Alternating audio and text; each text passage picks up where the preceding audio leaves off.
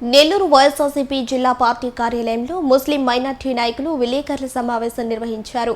ఈ సందర్భంగా వారు మాట్లాడుతూ ఇటీవల జరిగిన వక్ఫ్ బోర్డు బిల్లులకు కూటమి ప్రభుత్వం మద్దతు తెలపడాన్ని తాము పూర్తిగా వ్యతిరేకిస్తున్నామని, మైనార్టీల ఆస్తులు రక్షణకై ఉన్న వక్ఫ్ బోర్డు బిల్లును కేంద్ర ప్రభుత్వం సవరించడం, దాన్ని కూటమి ప్రభుత్వం సమర్థించడం సరైన చర్య కాదన్నారు.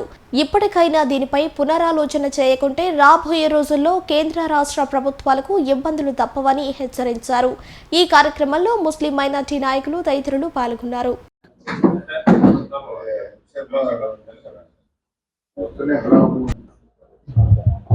ఇక్కడ బీజేపీ ప్రభుత్వం వక్ఫ్ బోర్డ్ అమెండ్మెంట్ బిల్ తేవడం చాలా దురదృష్టకరం.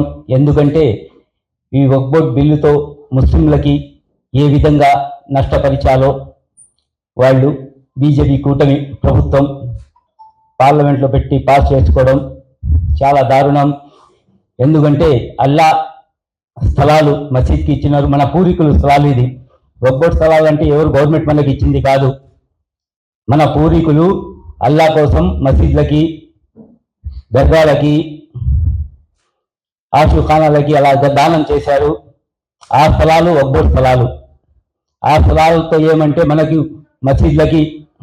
మసీద్లో ఇమామత్ చేసే ఇమాంలకి, మౌజన్లకి దాంతో వచ్చే లాభాలతో మేము శాలరీ ఇచ్చుకుంటాం. కూటమి బిల్ పెట్టి పాస్ చేసుకొని ముస్లింలు వక్ఫ్ బోర్డ్ దాంట్లో వేరే కులస్తులను చేర్పించి ఆ స్థలాలు ఎలాగ కాజేయాలో వాళ్ళు ప్రణాళికగా తయారు చేసుకున్న ఒక దిశలాగా దీన్ని అమలు చేయడం చాలా దురదృష్టకరం. ఈరోజు ప్రతి ఒక్క భారతదేశంలో ఎక్కడ చూసినా ముస్లింలు నిరసనలు తెలుపుతున్నారు. ఈ బిల్లు ఎన్డీఏ కూటమి చంద్రబాబు నాయుడు గారిని, నితీష్ కుమార్ గారిని యాంటీ చేసి ఉంటే ఈ బిల్లు ఆగిపోయేది. వీళ్ళు ముస్లింలకి తప్పకుండా మేము మీకు తోడుంటామని చెప్పి ఎలక్షన్లలో ఓట్లు వేయించుకొని ఈరోజు వాళ్ళు ఆ బిల్లు కూర్చుని బిల్కి సపోర్ట్ చేయడం చాలా దారుణం. ప్రతి ఒక్కరూ దీన్ని ఖండిస్తున్నారు. ఈరోజు మన అల్లాహ్ స్థలాల్ని వీళ్ళు కాజేయాలని వీళ్ళు ప్రతి ఒక్క దాంట్లో ఈరోజు చూసాం.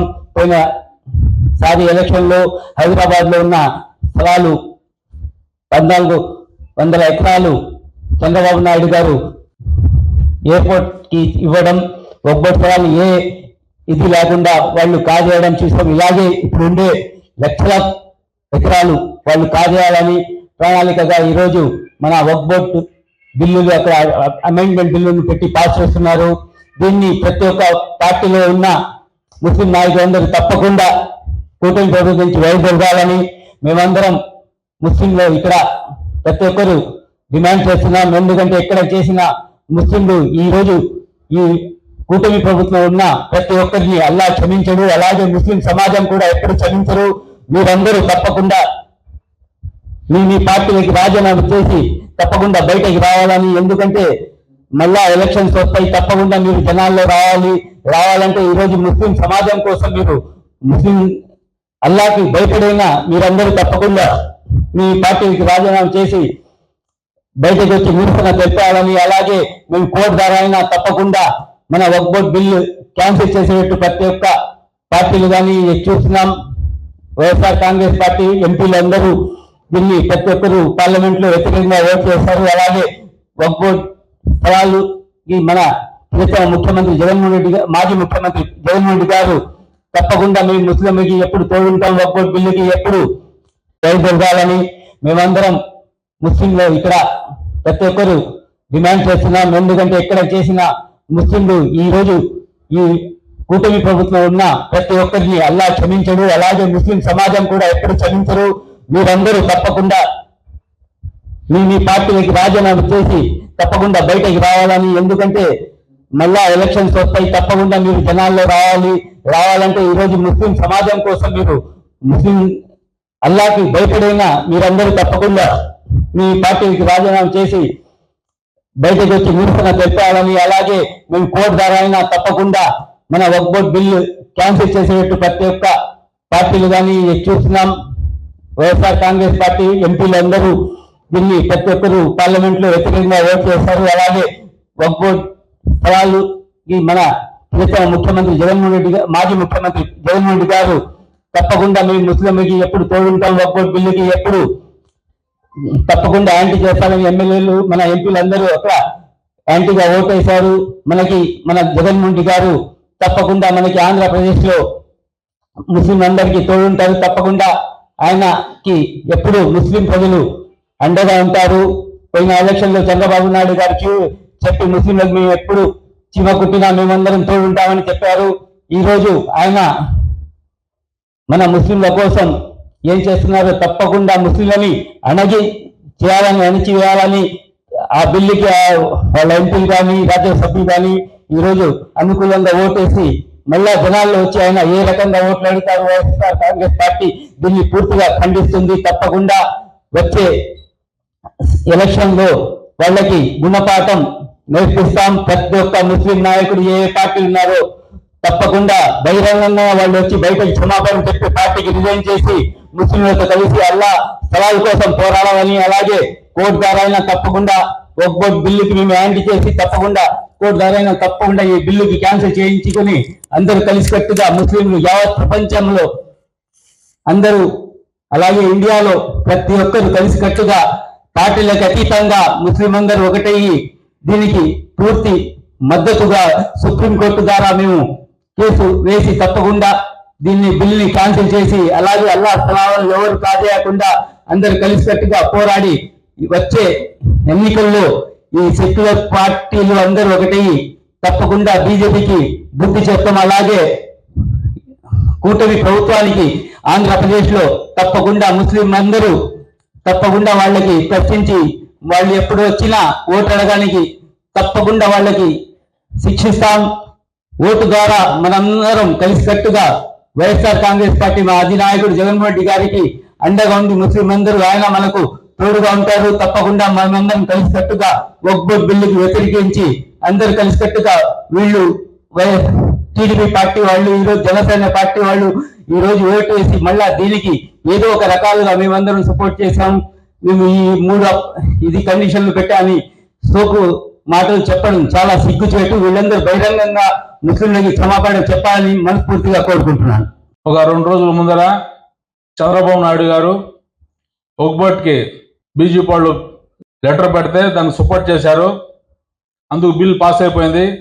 అదే చంద్రబాబు నాయుడు గారు బీజేపీకి సపోర్ట్ చేయకపోయి ఉంటే అసలు బీజేపీ పార్టీ ప్రభుత్వమే పడిపోయేది. అటువంటి బీజేపీ పార్టీకి సపోర్ట్ ఇచ్చి ఇతను బీహార్ సీఎం వీళ్ళందరూ కలిసి సపోర్ట్ చేసి ముస్లింస్ గొంతు కోస్తున్నారు. కానీ చంద్రబాబు నాయుడు గారు ఏమనుకుంటున్నారంటే ఆయన రాజు అనుకుంటున్నాడు. మళ్ళీ ఎలక్షన్ రావు, మేమే ఇంకా పర్మనెంట్ గా ఇక్కడ ఉంటామని అనుకుంటున్నాడు. అది మర్చిపోతున్నారు. 2 సంవత్సరాల్లో మళ్ళీ జమ్మి ఎలక్షన్ అనే రూపంలో ఒకటి వస్తుంది. ఆ గుద్దు బిసుకుంటుంది. ఆయనకు అర్థం కావటంలే. రాబోయే రోజుల్లో 2 సంవత్సరాల్లో మళ్ళీ ఎలక్షన్లు వస్తే ఖచ్చితంగా ముస్లింస్ అందరూ కలిసి చెప్పు దెబ్బలు కొడతారు అందరికి. తెలుగుదేశం పార్టీ ఏ కార్యకర్త కానీ ఏ లీడర్ కానీ మా సందులో గొంతులు ఆడని తిరిగి ఓటు అడిగితే ఒకరొకరికి తరిమి కొడతారు అందరూ కలిసి. జనాలు అందరూ ఒకటి అవుతున్నారు. ఇప్పటికే రోడ్ల మీద వచ్చే ధర్నాలు రోడ్డు మీద వచ్చేదానికి కారణం తెలుగుదేశం పార్టీ. అదే తెలుగుదేశం పార్టీ సపోర్ట్ చేయకపోయి ఉంటే మీకు కూడా కొద్దిగా పలుకుబడి ఉండేది ముస్లింస్ గుండెల్లో. మీరు చేసే పనులకి ముస్లింస్ కి చాలా బాధ కలుగుతుంది. ఈ రోజు మీరు గెలవచ్చు, మీ ఎంపీలు ఎక్కువ ఉన్నారు కాబట్టి, రాజ్యసభలు ఎక్కువ ఉన్నారు కాబట్టి. రాబోయే రోజుల్లో మా జగన్ అన్న సీఎం అవగానే ఇటువంటి వాళ్ళందరికీ మేము ఖండిస్తున్నాం. జగన్ అన్న దీనికి ఎప్పుడు సపోర్ట్ చేయరు. రాజశేఖర్ ముస్లింస్ కి 5% రిజర్వేషన్ ఇచ్చారు. ఆ దెబ్బ చాలా మంది ముస్లింస్ డాక్టర్లు చదివారు, గొప్ప చదువులు చదివారు, ఎస్పీలు అయ్యారు, కలెక్టర్లు అయ్యారు, కమిషనర్లు అయ్యారు. చంద్రబాబు రాగానే ఇవన్నీ తీసేస్తారు. ఈ మధ్య చంద్రబాబు నాయుడు మన 4 సంవత్సరాల ముందర సీఎం ఉన్నప్పుడు నారా హమారా టీడీపీ హమారా అని అక్కడ ధర్నా మీటింగ్ పెడితే అక్కడ ఒక 7 మంది ముస్లిం పిల్లగాలు ధర్నా చేశారు. మాకు ఉద్యోగాలు రాలేదా, ఉద్యోగాలు ఏంటి అని చెప్పి పిల్లగాడులు పెడితే దేశద్రోహి కేసు పెట్టాడు అప్పుడు చంద్రబాబు నాయుడు. మా జగన్ అన్న రాగానే ఫస్ట్ ఆ కేసు తీసేసి వాళ్ళు గ్రీన్ షీట్ ఇచ్చి వాళ్ళకి ఉద్యోగాలు కూడా ఇప్పించాడు బీటెక్ చదివే పిల్లగాడికి. ఆయన ప్రభుత్వంలోనే రాజమిలిటరీలో ఒక మౌజాన్ని చంపేస్తే దానికి ఏంటంటే పిచ్చోడు చంపేశారని చెప్పారు. అప్పుడు కూడా ఒక మౌజాన్ని ఇంట్లో మసీదులో దూరి ఖురాన్లు మసీదులు మొత్తం తగలబెట్టారు. అదేంటంటే ఒక పిచ్చోడు చేశారని చెప్పారు. చేసింది బీజేపీ పార్టీ వాళ్ళు. అది కప్పు పుచ్చుకోదానికి. ఎప్పుడు చంద్రబాబు నాయుడు వచ్చినా ముస్లింకి దూరం చేస్తాడు. ఎలక్షన్ ఏమో చెప్తాడు, నేను ఉన్నా మీ తోడు, మీ సపోర్ట్ నేను చేస్తాను, నా కోసం మీ ముస్లింస్ కోసం ప్రాణాలు ఇచ్చేస్తానని చెప్పి మర్చిపోతున్నారు జనాలు. ఎప్పుడు మర్చిపోరు. నేను ఒక మాట గుర్తు పెట్టుకోండి, మీరు 2 సంవత్సరాలు మళ్ళీ ఎలక్షన్లు వస్తున్నాయి. ఏ ఎమ్మెల్యే కానీ ఏ కార్యకర్త కానీ ఏరియాలో తిరిగితే ఖచ్చితంగా అడ్డుకుంటాము దేవుడి దేవాల. ఈరోజు మనం ముఖ్యంగా మాట్లాడేది ఏంటంటే బ్లాక్ డే డిసెంబర్ 6, 1990 బాబ్రీ మసీద్ పడగొట్టిన రోజు ఒక బ్లాక్ డేగా నిర్ణయించడం జరిగింది. అదే బ్లాక్ డే మళ్ళీ ఈరోజు ఏప్రిల్ 1వ తేదీ 2వ తేదీ మళ్ళీ బ్లాక్ డేగా మనం నిర్ణయించాల్సి వచ్చింది. భూములు మా పూర్వీకులు మాకిచ్చిన ముస్లిమ్స్కి ఇచ్చిన భూములు, మసీదులు, దర్గాలు, కబ్రస్థాన్లు అవన్నీ అభివృద్ధి చేసుకోవడానికి పూర్వీకులు ఇచ్చిన స్థలాల్ని కబ్జా చేయడానికి బీజేపీ ప్రభుత్వం పన్నిన పన్నాగం ఈరోజు ముస్లిమ్స్ని అన్యాయం చేసి, ముస్లిమ్స్ ఏదో పక్క దేశాల నుంచి వచ్చారు, పక్క దేశాల వాళ్ళు అని చెప్పి ఆ యొక్క కమ్యూనిటీ డెవలప్మెంట్ కోసం భగవంతుడి పేరుని ఇచ్చిన ఆస్తుల్ని కమ్యూనిటీ డెవలప్మెంట్ ముందు వాడే పరిస్థితిని అది దుర్వినియోగం అవుతుంది. మేమేమైనా మీకు కంప్లైంట్ ఇచ్చామా? ఎందుకు మా ఆస్తుల మీద మీరు కన్నేశారు? ఎందుకు మా ఆస్తుల మీద వేరే పెత్తనాలు పెడుతున్నారు? ఇది మంచి పద్ధతి కాదు.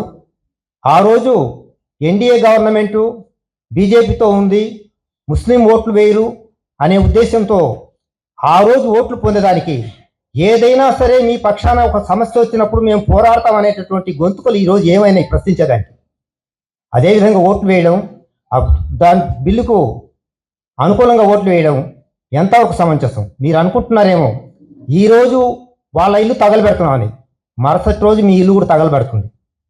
దయచేసి అర్థం చేసుకోండి, ఇది మంచి పద్ధతి కాదు. ప్రతి ఎండోమెంట్ పాలసీ అలాగో వక్ఫ్ పాలసీ అలాగో ప్రతి ఒక్క పాలసీ ఉంటుంది, ఆ కమ్యూనిటీ కోసం ఉపయోగపడుతుంది. ఆ కమ్యూనిటీ కోసం మీరు చేతనే సహాయం చేయండి, కానీ ఒక రాయి మాత్రం వేయవద్దని మనం చేసుకుంటాం.